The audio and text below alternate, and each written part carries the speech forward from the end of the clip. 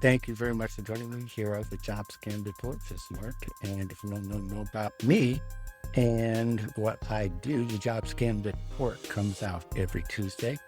There's a newsletter and there's also a podcast. Companies, if for the most part, you go to Mark Anthony Dyson page, where I have actually a couple of podcasts. The Voice of Job Seekers has been running since 2013. I've been just started this podcast last year in May of 2013. So I hope this would be useful information for you if you're interested in protecting yourself in your job search and navigating the landscape without being scammed. And it's a hard one. And a lot of really intelligent people have been victims because these scams come very close to the USA. As fast as technology is changing, so are the bad actors in their use of technology, especially with artificial intelligence, which most of us have heard about. Some of us have started to look at AI a whole lot more seriously.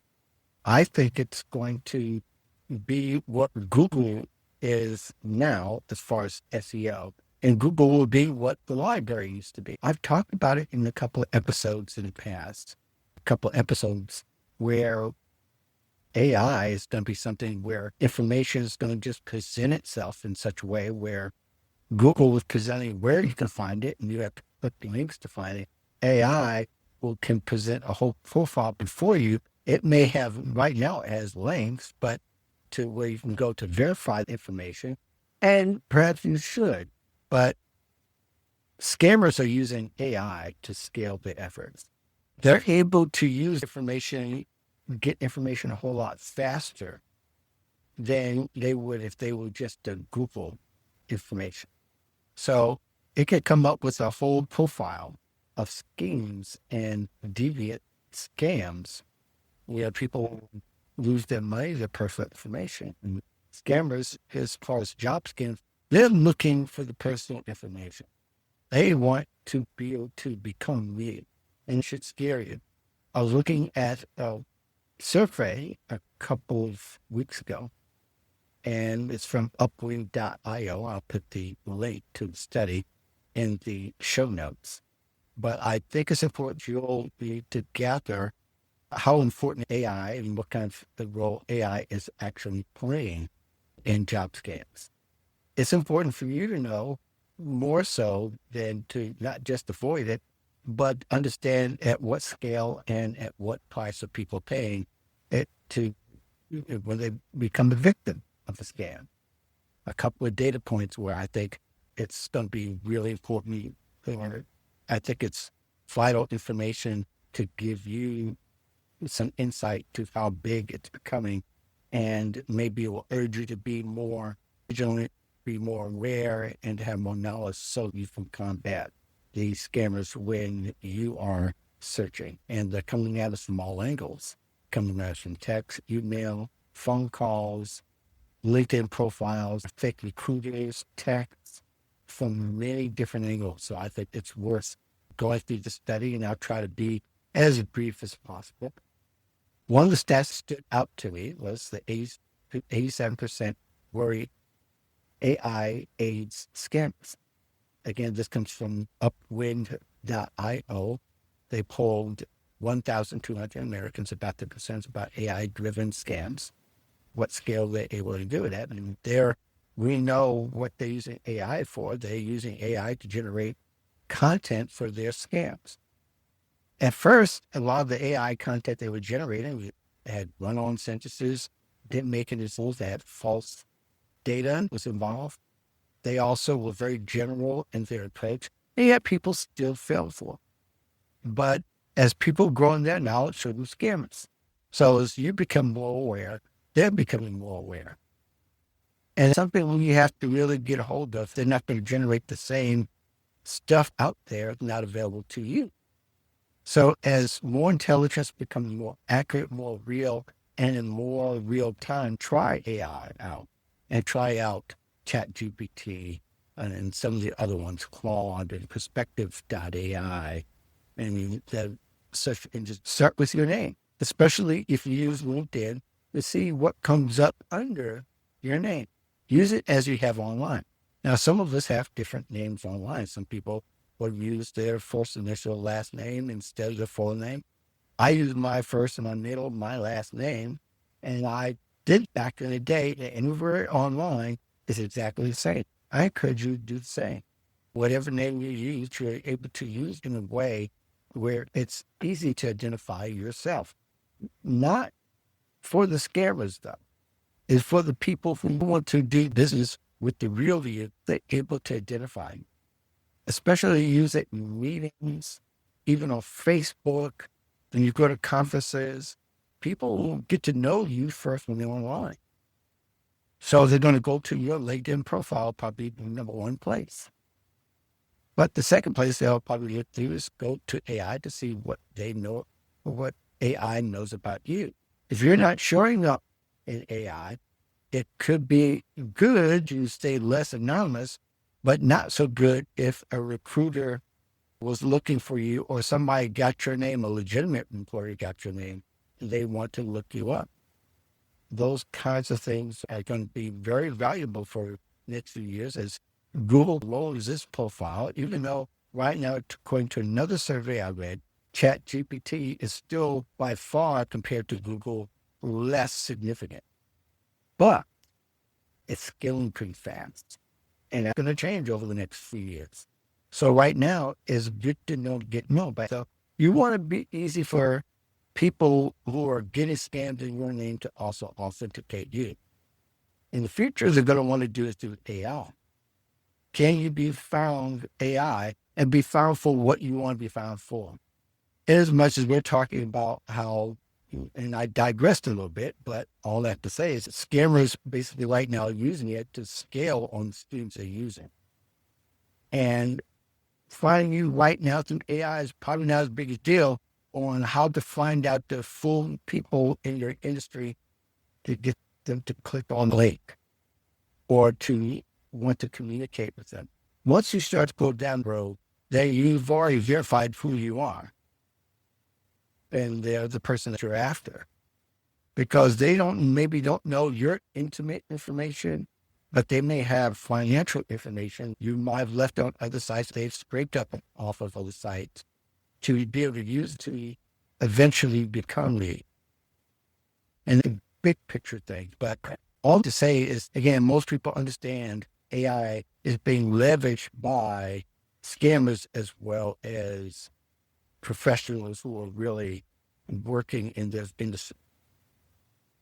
61% have experienced personal data breaches. Again, we're talking about the Upwind.io study was done a couple of months ago. I know once I heard about the data breaches of credit card, I locked my information immediately with all 3 credit bureaus. And hopefully you did too. And I don't think it was a knee-jerk reaction. I just think it's time to take another level of security these days, especially with scams running rampant. Their scheming, financial schemes are happening every day based on the information they have had, or they've been able to get from you, and then be able to get from elsewhere on the web. And so they're getting cars in their names, houses, property, cryptocurrency, and a lot of things could be leveraged to put you in debt.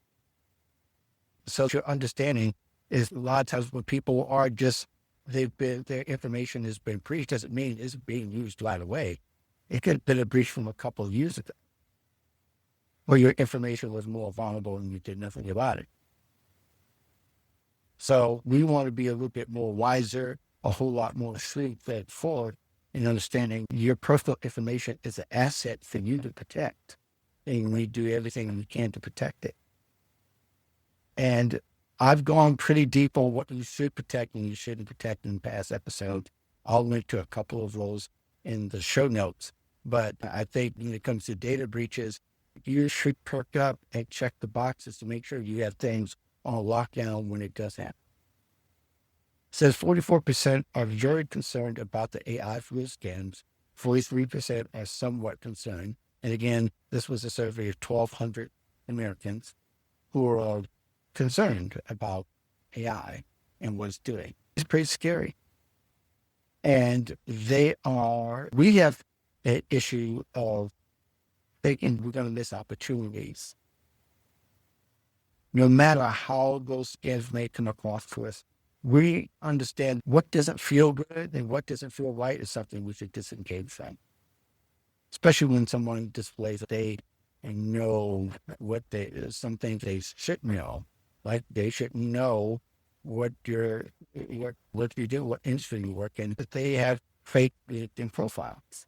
Or they know where you bank, but they don't know your bank account information. If you verify, you've given them the upper hand. So all of those things to say is they're coming at scale is just to wear you down. On the other hand, a lot of us who are job searching have applied to hundreds of jobs a month. And how carefully most of us are in vetting companies and making sure we're contacting your people. The website we go to verify information is really the authentic website. Is scary. So out of 100, my opinion, and I don't have any data, there's a few very questionable jobs that you might have applied to. You might have given your personal information. You might have been smart enough not to give them the personal banking direct information if they asked. But when you look at the whole picture, it's scary how much information actually out there between what you've put out there in job applications and what they know they've been able to get from elsewhere. Understand companies get information, legitimate companies. They may even have sold information that they get from job applications to other companies where they profit from as well. So when it goes to third party, it goes pretty far down the line. And you've got to be much more shrewd in giving information. You should always vet very carefully where you're applying the thing. I'd rather see you apply to 20 jobs a month and you vet it very closely, information. Now, even if you did 40 jobs, but when you do 100, 200, 300, it's almost mindless to able to look at and see if they're legit or not. Now, on the other hand, I hope companies with fake employees and fake workers, they start to become a little bit smarter in verifying who comes into the company. But there's going to be many different ways people will be able to access personal information. Some of it, a lot of it, you didn't even intend to become available to scammers, but they're going to have a hold of it. So the reality is scams disguised as legitimate opportunities, as they are legitimate opportunities communicated by those with scammy behavior. In other words, there could be your recruiter, it's a real company, who has scammy behavior. They may not even act ethically themselves, but those small percentage of recruiters could have scammy behavior. You got to ask yourself, do you want to conduct business with them anyway? So I'll put the whole report in the show notes where you can find them. I'm hoping we'll all become much more shrewd the way we give our information away to any institution.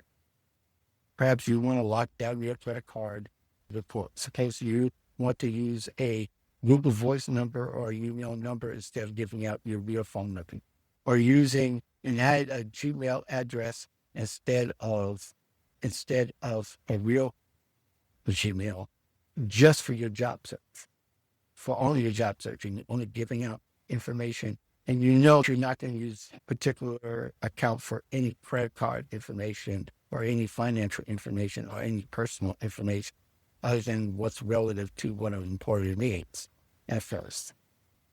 So those are things, those are a few ways you kind of safeguard yourself to make sure you have in place going forward and part of protection. But really, if something doesn't feel right and doesn't look right, you've got to guard it. You got to guard your personal information. If somebody acts in a way that doesn't seem ethical or doesn't seem right, or it seems funny and it makes you suspicious, you have a right to disengage.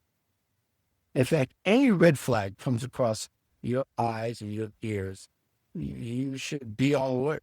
Saying this may not be a good situation. Even if you're wrong, I'd rather you be safe. Safe these days is better than being wrong in the sense of you've given your information to the wrong person. It's better not to give information, as recruiters are legit recruiters and legit hiring managers are very forthright in proving they are who they say they are. Now, hope more of them will be more forthright, because just because they have a LinkedIn account doesn't mean they're actually hesitate or they're even real. Unless you've met them, you've known them for a long time, which is something even better than trusting one might have a legitimate opportunity all randomly sends you a text. And I'm not saying good recruiters don't text. Most of them will text if you've opted some kind of way. But most of them, they understand the landscape we're dealing with these days. They're choosing not to do it unless they've known you, they've met you, you've talked, you've done business in the past. Then I can see there's a case. So leaving all the information out there for you, these are just reminders, not intended to give you a whole book on avoiding job scams, but I think at least on a base level, you'll be able to look and see people with good behavior will act more ethically than people with bad behavior and will communicate in a way that's more ethical, or people with bad ethics will lead you to bad results as far as remaining safe online. Good luck out there, and always come back to the Job Scam Report. Read this articles and find it on markanthonydyson.substack.com. And again, I have a lot of this information already in the show notes. You'll be able to see the whole report as I'll link to it there. And I definitely want to do a video about it and to help you grow your awareness, so you're more vigilant and to become more knowledgeable to combat scams. So I'll look forward to seeing you next week. You have a great weekend. Again, if you have any questions, feel free to contact me at markanthonydyson.substack.com.